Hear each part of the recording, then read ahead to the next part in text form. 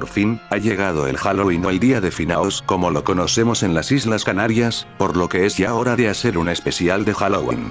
Lo obvio, sería hacer una reseña a la segunda parte de los cazafantasmas, debido que ya el año pasado hablé de su primera parte, pero debido que me gustaría hacerle un remaster a ese video porque tanto en estructuración como en edición no me gusta a día de hoy, por lo que en su lugar, haré una reseña a una película que, al igual que los cazafantasmas, aprovechó el concepto de los fantasmas y encontró una manera original de usarlos sin caer en los clichés establecidos en su época. Beetlejuice o Beetlejuice como la conocemos en España.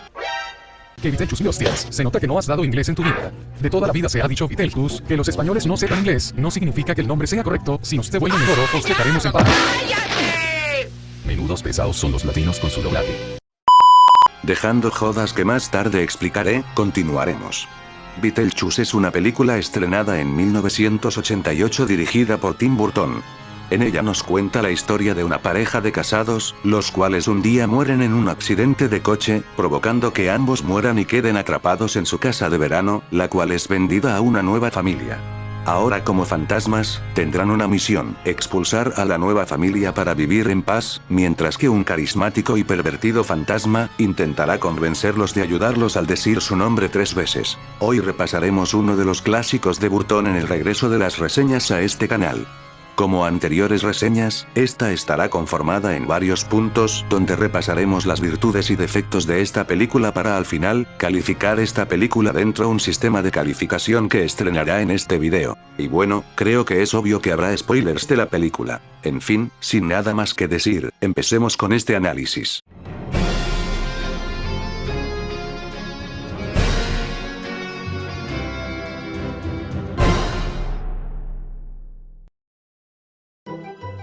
Como ya dije al inicio, Beetlejuice nos cuenta la historia de una pareja de casados, Bárbara y Adam Maitland, que van de vacaciones a su casa vacacional, la cual están buscando a un comprador para que la compre.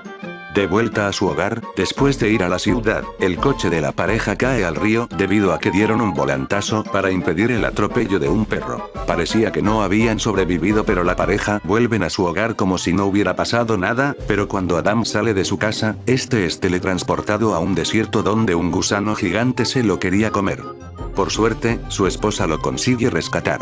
Ahí se dan cuenta que, en el espejo, no se ven su propio reflejo.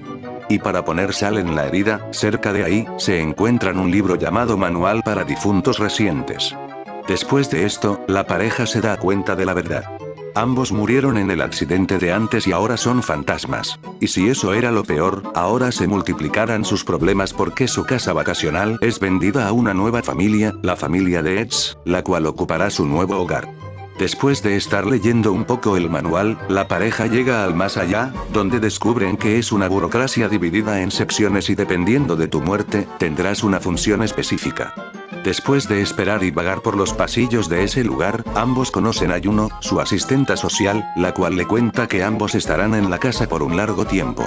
Por lo que para conseguir paz y tranquilidad, deberán hacer una cosa, espantar a los de Eds, pero será un trabajo bastante complicado, al punto que probarán suerte pidiendo ayuda a un fantasma bastante especial y cachondo. En general, la historia de Beetlejuice, sin ser una obra tan profunda o que te consiga transmitir algún mensaje en específico, es bastante original en su tipo. Como comenté en su día en la reseña de los cazafantasmas, comenté que el género de fantasmas existen dos tipos de historia. Por un lado tenemos las tramas de casas encantadas, donde una familia o unos lugareños van a una casa que han heredado o que pasan la noche en ella y tendrán que aguantar las travesuras que harán los dueños originales de la casa. Por el otro, tenemos la trama de los exorcistas, donde el fantasma o el ser malvado de turno se mete dentro de una persona y donde un exorcista tendrá la tarea de echar el demonio del cuerpo del poseído. Lo que hizo esta película es agarrar el concepto de ambas historias pero enfocarlo de otra manera. No desde el punto de vista de la nueva familia que acaba de llegar al hogar, sino de los fantasmas que viven allí y cómo estos tendrán que aprender a asustar para espantar a la familia, aparte de añadir algunos toques de exorcismo en la trama como en el clímax final. Muy original la trama. Aunque no se espera una trama muy profunda porque en ningún momento se lo propone, lo que sí tiene son dos cosas, momentos oscuros y un buen humor negro. O sea, explícitamente te dice que si te suicidas, acabarás trabajando en el más allá como burócrata y en una escena, uno de los personajes principales estaba escribiendo una carta de suicidio. No estoy diciendo que si una película no tiene esos elementos, la hace automáticamente mala, pero teniendo en cuenta que la historia de esta película no pretende en ningún momento darte una lección, sino hacer una trama entretenida, creo que consigue aportar algo al conjunto total. Lo único negativo que le encontraría a la trama son ciertas inconsistencias, que hablaré mejor en el apartado de los personajes y algún agujero en el guión.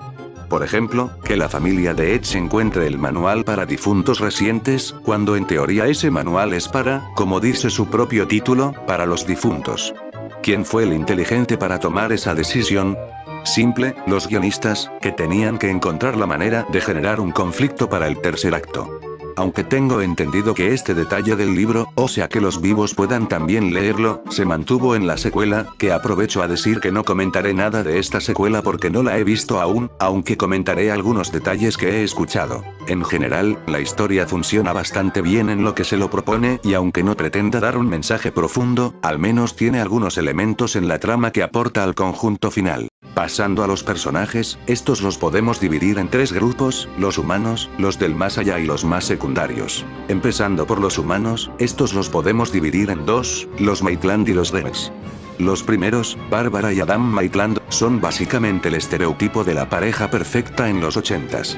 Habrá algunos que vean esto como un punto malo, pero al menos los personajes, aunque son básicos en el sentido que ya hemos visto sus personalidades en otros personajes de la ficción, dentro del contexto de la historia funcionan perfectamente, porque aquí vemos como una simple pareja después de una serie de acontecimientos que acabaron en su muerte, tendrán que acostumbrarse a su nueva vida como fantasmas, y como tendrán que usar sus habilidades fantasmales para espantar a una familia que se instalará en su hogar.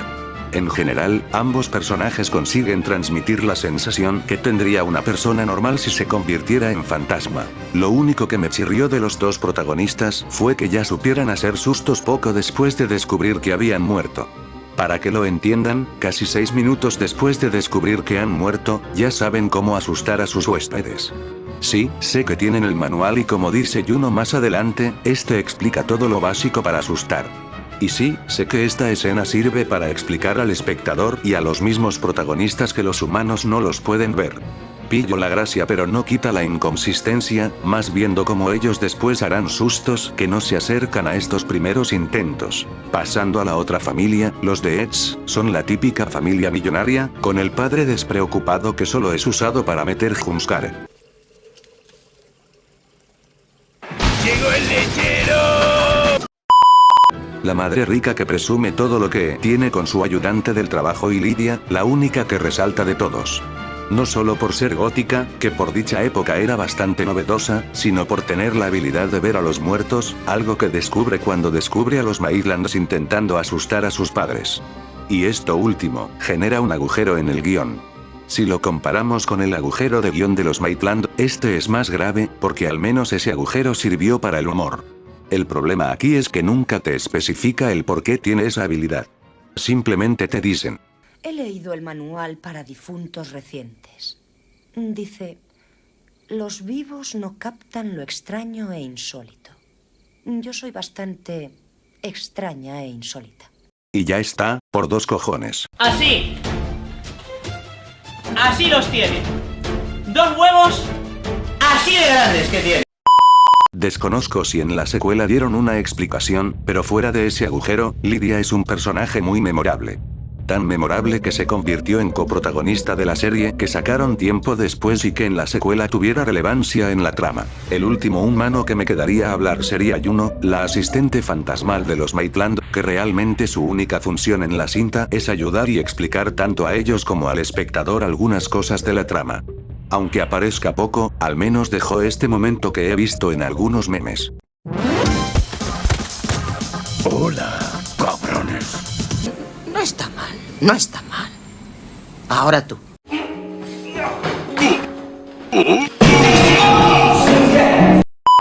Y bueno, nos falta el elefante de la habitación o más bien escarabajo, Beetlejuice. Antes de continuar, por factores como que así conozco al personaje, el locuendo y... Estaré usando el nombre como nos referimos en España. En fin, es sorprendente que solo apareciendo casi 17 minutos y medio en la cinta, Beetlejuice se convirtiera en uno de los iconos de la cultura popular. Y es chistoso que la película se llame como su nombre pero luego casi no aparece en la cinta, solamente al final debido que este gana algo más de relevancia.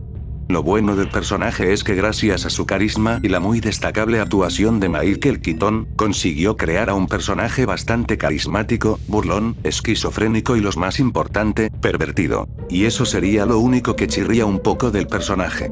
Y es que este tiene un carácter bastante pervertido, no solo porque cuando se encuentra con Bárbara, este la besa varias veces, incluso llegando a levantarle la falda a Bárbara. Y si con eso, Beetlejuice sería funado hoy en día, en el tramo final, después de ciertos acontecimientos, Lydia pide ayuda a Beetlejuice. Este acepta a cambio de que Lydia acepte casarse con él para poder estar en el lado de los vivos. Os repito, casarse con una menor de edad.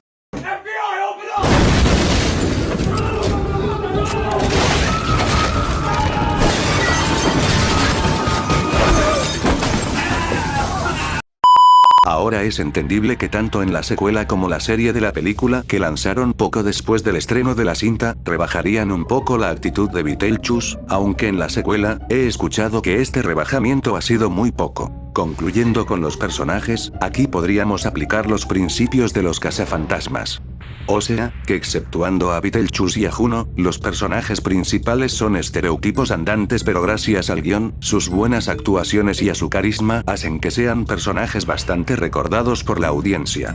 Aunque eso no quita algunos de los agujeros del guión. Pasando a los vestuarios y ambientes, podríamos decir que es la verdadera razón de por qué la película se hizo muy memorable, debido al buen diseño tanto en maquillaje, escenario y vestimenta, creando un más allá bastante original y que cada personaje tiene algo que le caracterice, tanto los muertos, los funcionarios y los seres del más allá. Esto sumando a sus efectos especiales, donde Burton utilizó su experiencia en el stop motion, y no voy a contar el dato que él no dirigió Pesadilla antes de Navidad. Esa curiosidad junto al vestido de Roxanne de Megamind son las más explotadas en los ¿sabías qué? Volviendo con los efectos especiales, se optó por usar el stop motion para varias escenas, así creando una estética que, aunque se puede notar algo anticuada y comparada con el stop motion más actual sería muy mejorable, por el otro lado, crea una estética única, que caracteriza a la cinta.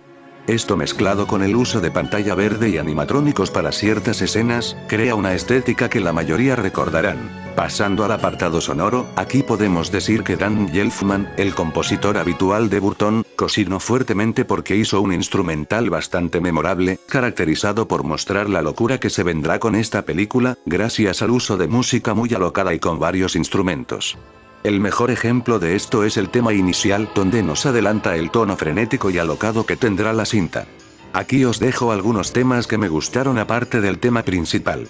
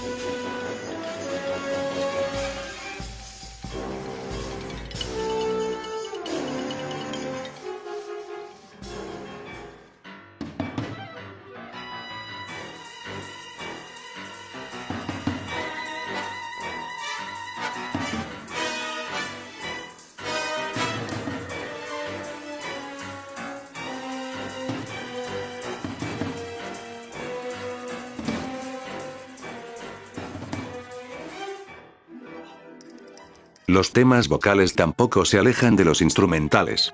Solo usaron 2 temas vocales pero ambos se hicieron icónicos con la cinta.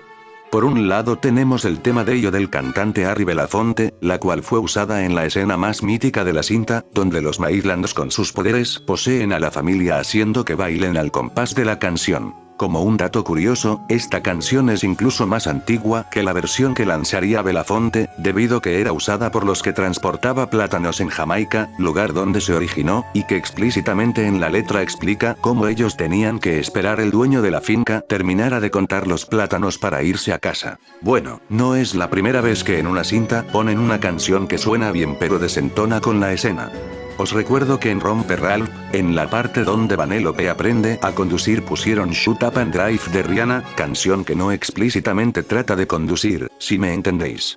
Sería la equivalencia de la canción del taxi pero en Estados Unidos. Y en Caballero Luna, lo digo en español porque el locuendo no lee bien el nombre en inglés, pusieron una canción cristiana al final de un episodio, chistoso, porque el protagonista es judío. No lo sé. ¿Tú qué piensas al respecto, Yubarta?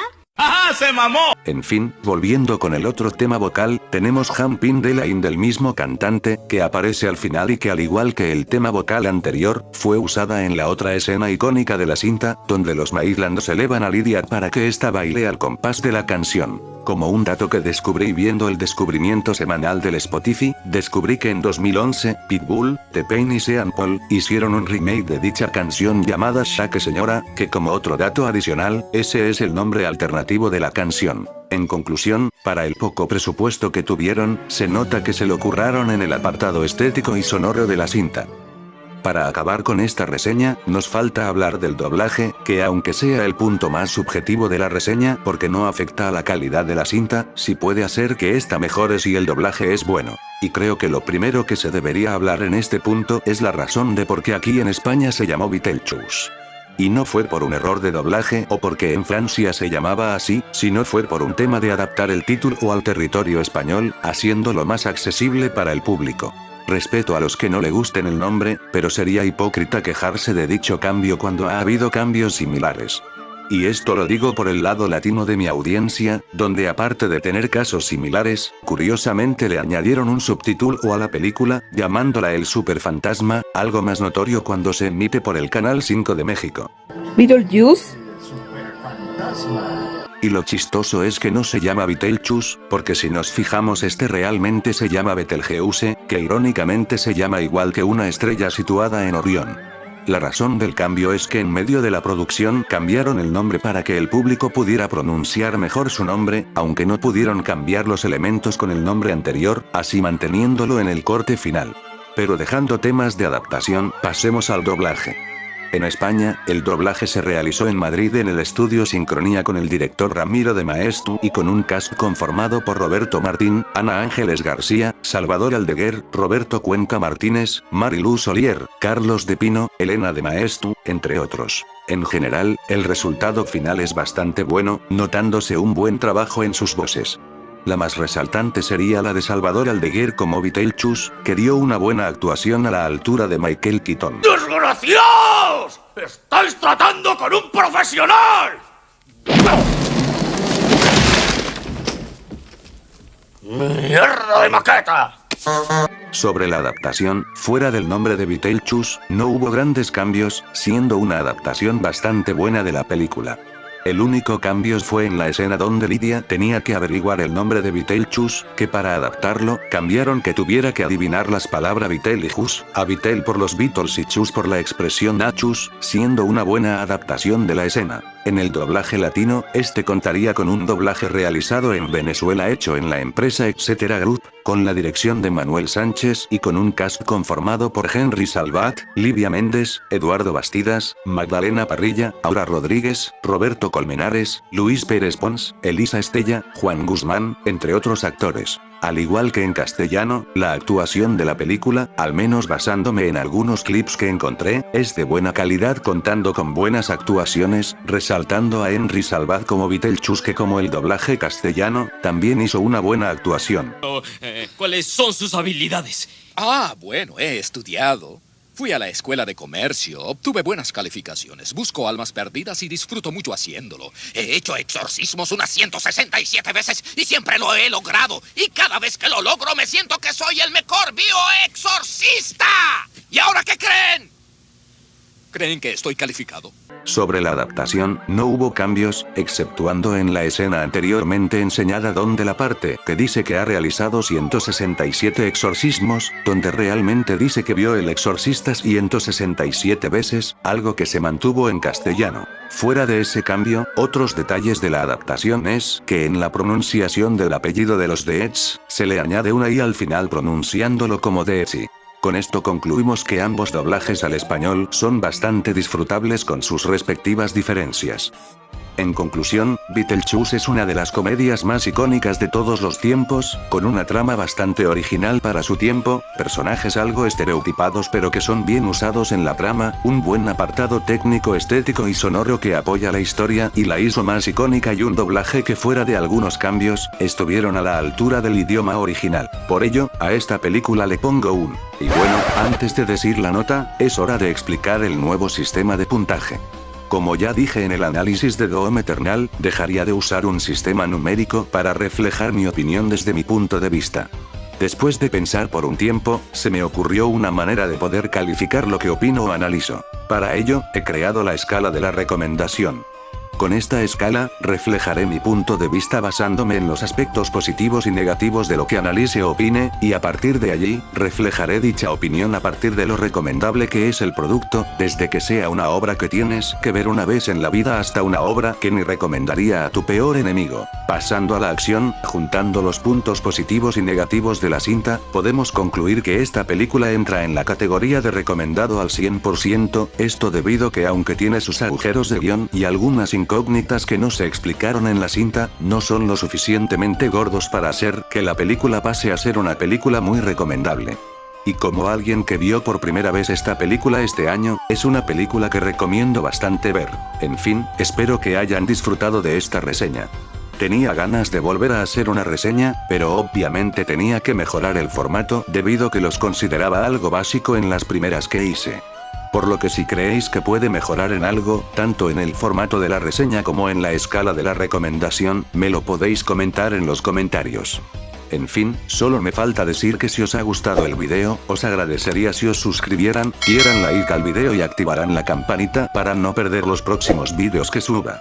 En fin, ya nos veremos, el espectador español se despide, adiós.